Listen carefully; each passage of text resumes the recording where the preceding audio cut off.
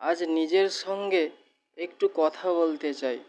আজ হিসাব মিলাতে বসে বুঝলাম এই পুরো বছরে আমি যতটা না পেয়েছি তার চেয়ে অনেক বেশি কষ্ট দিয়ে গেছি।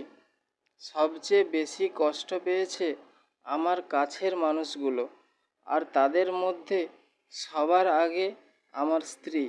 বিয়ের পর থেকে ওর জীবনে আমি আনন্দ কম, বোঝা বেশি দিয়েছি।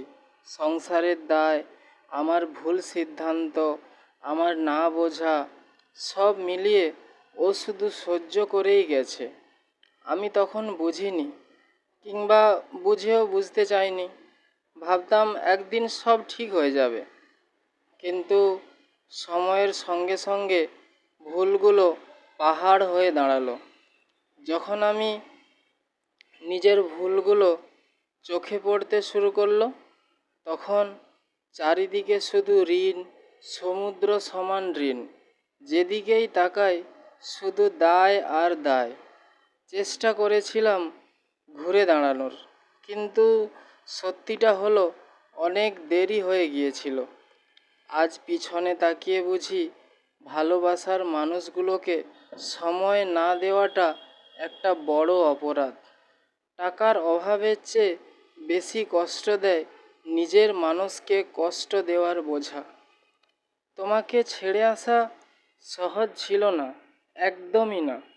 আর বাবু সোনা, ওর মুখটা মনে পড়লে আজও বুকের ভেতরটা মোচড় দিয়ে ওঠে।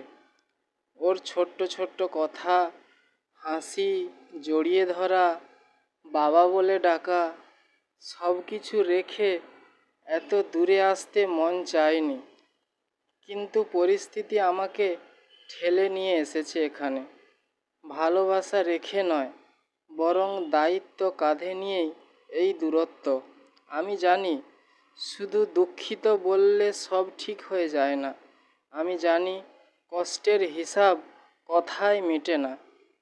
তবুও আজ বছরের শেষ দিনে দাঁড়িয়ে মন থেকে বলতে চাই, আমি চেষ্টা করছি, নিজেকে ঠিক করার চেষ্টা করছি, নিজের ভুল থেকে শেখার চেষ্টা করছি।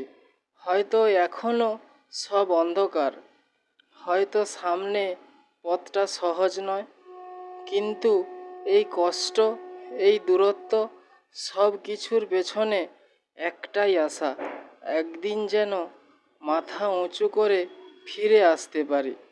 যেদিন বলতে পারবো এই কষ্ট বৃথা যায়নি।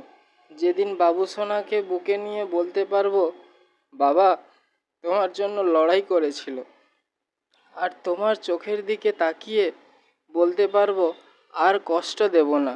এই বছরের শেষে শুধু একটা কথাই বলবো, আমি নিখুঁত না, আমি অনেক অনেক ভুল করেছি, কিন্তু ভালোবাসা কখনো কম ছিল না।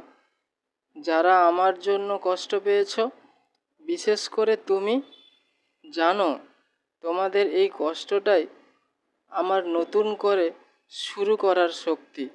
নতুন বছরে শুধু একটাই প্রার্থনা, আর যেন নিজের মানুষগুলোকে কষ্ট না দিই।